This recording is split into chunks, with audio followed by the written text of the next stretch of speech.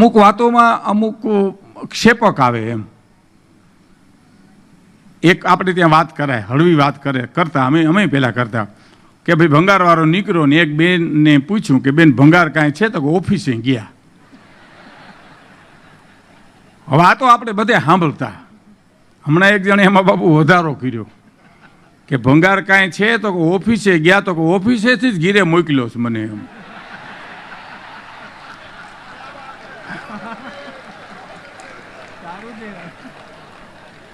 એક સિકંદરની વાતમાં આપણે બધા બહુ જાણીતા છે. સિકંદરની વાત આપણે કરતા પૂછી બાપુ વ્યાસપીઠ ઘણા કરતા, મહાપુરુષો ઘણા કીધી છે. અને બહુ સાચી વાત એવી છે કે હું મારી જો વાત કરું તો મને એક સાધુએ વર્ષો પહેલાં એમ કીધું, મને કે ભીખુદાન તમે દુનિયામાં આવ્યા કે તમારામાં દુનિયા આવી? એ તો તમને લાગુ પડે ને. આ તો મને કીધું એટલે હું મારો દાખલો આપું છું. એટલે મેં કીધું બાપુ આપણે દુનિયામાં આવ્યા કહેવાય, મને કે તો ગોઠવાઈ જવું જોઈએ. આપણે કઈ એમ દુનિયા ન કરે. આપણે દુનિયામાં આવ્યા છીએ, આપણામાં. અને ગાતા ગાતા પાણી ઓછું પીવું પણ ઊભા ઊભા બોલવું પડે ને, એ અઘરું પડે અમને. હા, પણ હવે અંકિતભાઈના સંબંધો એવા બંધાઈ ગયા છે કે એ જ્યાં બોલાવે ત્યાં જવાનું, એ ક્યાંય બોલવાનું.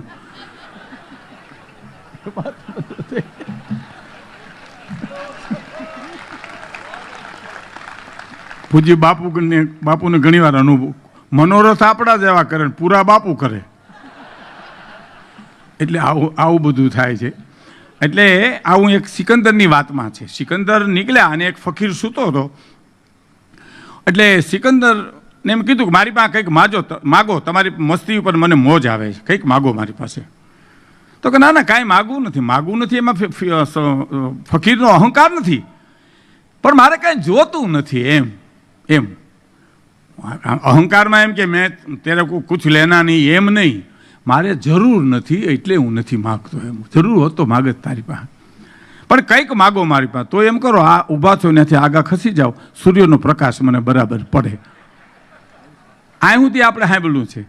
પણ પછીની વાત એક મહાપુરુષે મને કીધી, બહુ સરસ. ત્યાં તો આટલું કીધું ને, ત્યાં તો સિકંદર નીચે ઉતરી ગયો એના રથમાંથી અને લાકડી પડે એમ પગમાં પડીને કીધું કે હું ભગવાનને પ્રાર્થના કરીશ કે આવતી જિંદગી મને દે મનુષ્યની, તો આવું ફકીરનો અવતાર દેજે એમ.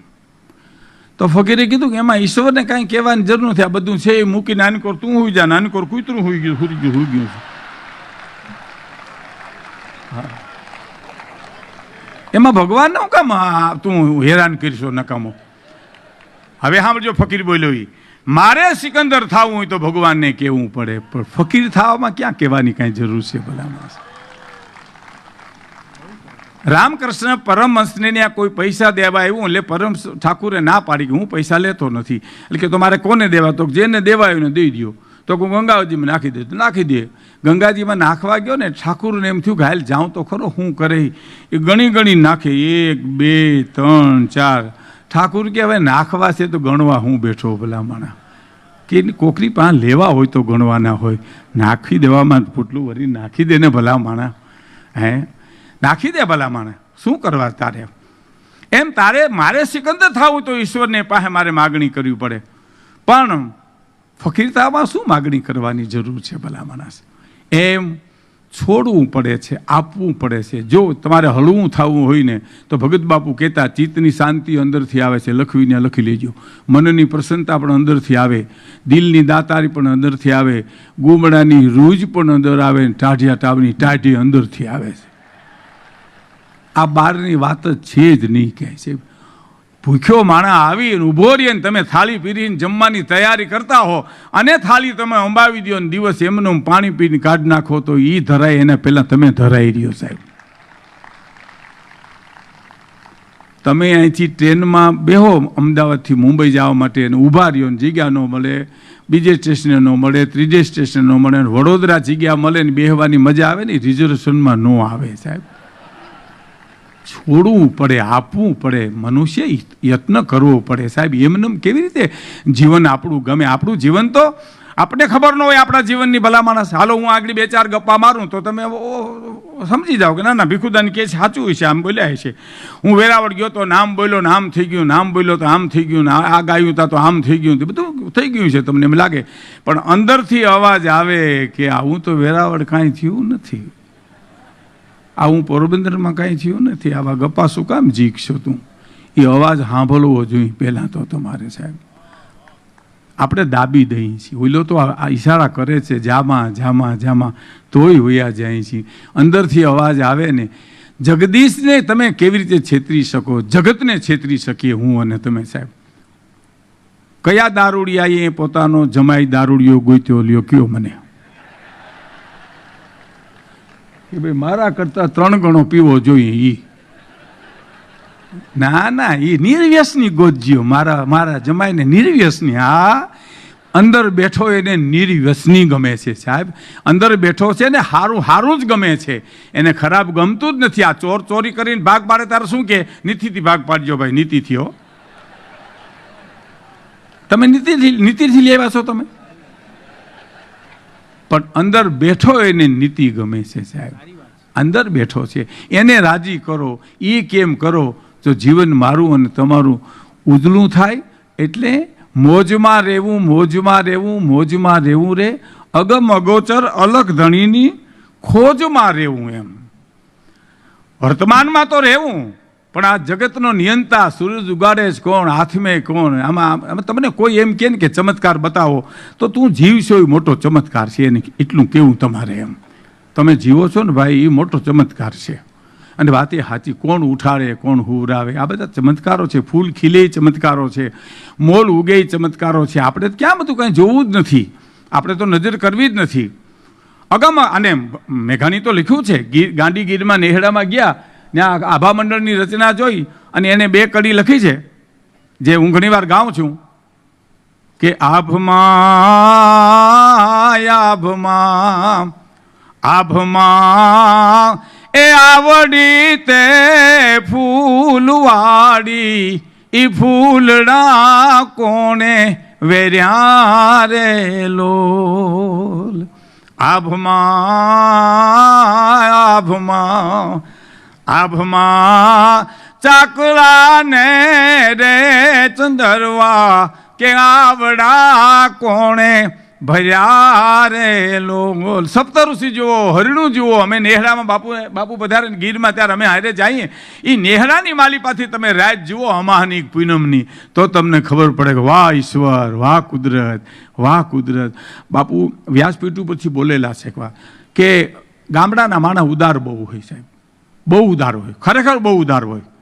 એ ખરેખર એટલે વિશેષ મારે તમારે પ્રતીતિ કરવાની જરૂર નથી, પણ ખરેખર ઉદાર હોય એનું કારણ બાપુ બહુ સરસ કહે છે કે એના ફળિયા મોટા હોય, એની વિશાળતાની હારે સંબંધ છે સાહેબ. તમે જુઓ, એના ફળિયા મોટા, એની ઓહરીઓ મોટી, એના ઓરડાઓ મોટા, એ ઢોર બાંધવાને એક ઢાળિયા મોટા. એ વિશાળતાની હારે જેનો સંબંધ છે ને, એના હૈયાન દિલ મોટા જ હોય સાહેબ, હંમેશાને માટે મોટા. આપણી પરિસ્થિતિ શું થયું, નાના એવા ફ્લેટમાં રહી, એક રૂમમાંથી બીજા રૂમમાં જાય તો આ કોણિયું ભટકાય, બાથરૂમમાં નાવા જાય તો ડોલને ખોલામાં લઈને નાઈ ત્યાં થાય, જગ્યા તો મૂકવાની હોય નહીં બાજુમાં. આમાં એને વિશાળતા ક્યાંથી આવે સાહેબ. ઓલાનો તો ફળિયા મોટા, ઓરડા મોટા, ઓહરીઓ મોટી, ભલે ને 2 માણસ રહેતા હોય, પણ સાહેબ એની જમાવટ જો તો એનું દિલ બહુ મોટું હોય, જે મોટા છે. જીવન એટલે છે કે આબમાં કોઈ દી જોયું નથી ચાકલા ને ચંદરવા. એક કડી મેઘાણીએ લખી, સાંભળજો કે આભમાં આભમાં આભમાં એ ચાંદો ને સૂરજ 2 દીવા, દિવેલ એમાં કોણે પૂર્યા રે લોલ.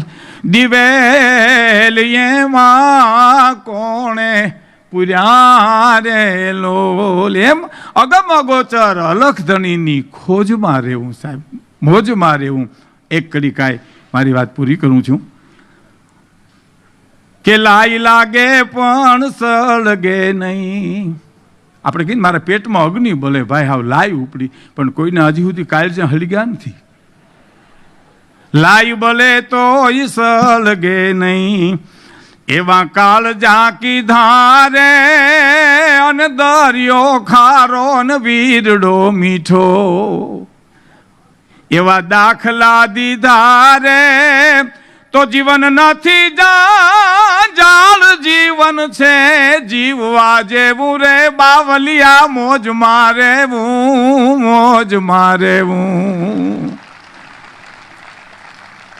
જીવન નથી જંજાળ જીવન છે જીવવા જેવું આ વિષય જે અંકિતભાઈ આપ્યો એની આ મહત્વની કડી ગણાય જીવન જીવવા જેવું છે જીવન ગમે એવું છે સાહેબ આળસુ માણસ હોય ને જેને કાંઈ કરવું નથી એ ન નાવાના દાખલા તમને લાભાલાભ બતાવે ન નાવાથી શું ફાયદો થાય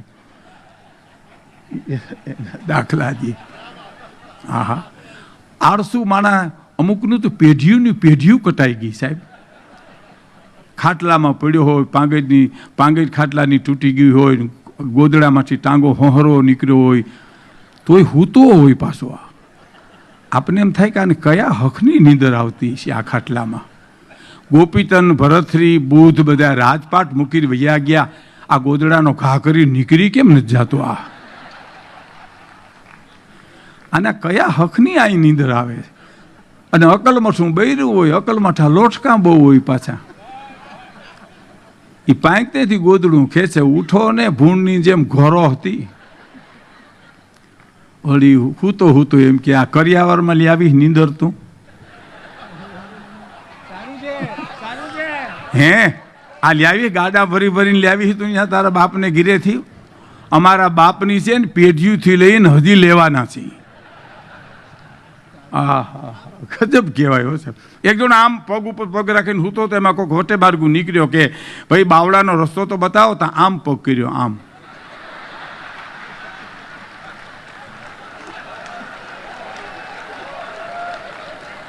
હલ્યો નહીં ડેગ્યો નહીં બોલ્યો નહીં ઓલા કે ભલા માણા આટલી બધી આળ તો હું કીધું ખબર આ ભેહું જોઈ તમે પાણીમાં પડી આખો દી પાણીમાં પડી રહે ને ઘીરે આવીને પાણી પીએ એના દૂધ અમે ખાઈએ છીએ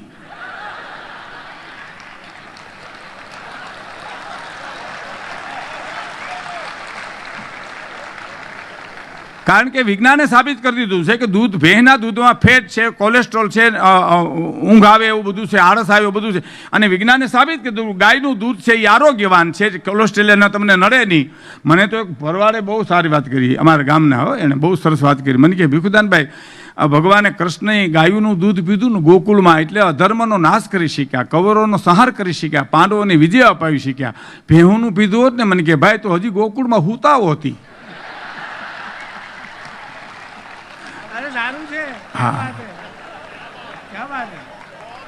એટલે માણસને ઉઠવું જોઈએ સાહેબ જીવનને ગમે તો જીવન તો ગમે ઉઠે ને કાંઈ કરે તો